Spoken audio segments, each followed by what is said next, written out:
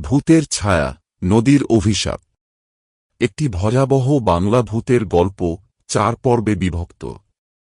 পর্ব 1, অন্ধকারের আহ্বান। বৈকুণ্ঠপুর গ্রামের পাশ দিয়ে বয়ে গেছে এক রহস্যময় ছোট নদী।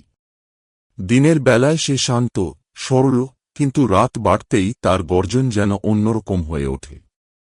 বহুদিন ধরেই শোনা যায় যে রাতের বেলা মাছ ধরতে যায়, সে আর কখনো ফেরে না, কিংবা ফিরে এলেও তার মনের ভীতিটা আর কোনোদিন কাটে না। একদিন গ্রামের 2 বন্ধু, শিবু আর গণেশ, সিদ্ধান্ত নিল তারা সন্ধ্যার পর মাছ ধরতে যাবে। কেউ যেন পিছুটান না দেয়, তাই কাউকে কিছু না জানিয়েই বাঁশের তৈরি মাছ ধরার ফাঁদ আর হারিকেন হাতে তারা নদীর দিকে রওনা দিল। রাত তখন প্রায় 10টা। চারদিকে শিয়ালের ডাক, পেঁচার ফিসফিস আর নদীর অদ্ভুত গর্জন। শিবু ফিসফিস করে বলল, গণেশ, তুই কি শুনেছিস রাতের বেলা এখানে নাকি এক অভিশপ্ত ছায়া ঘুরে বেড়ায়? গণেশ হেসে বলল, সব বাজে কথা, ভয় পাস না, চল মাছ ধরি।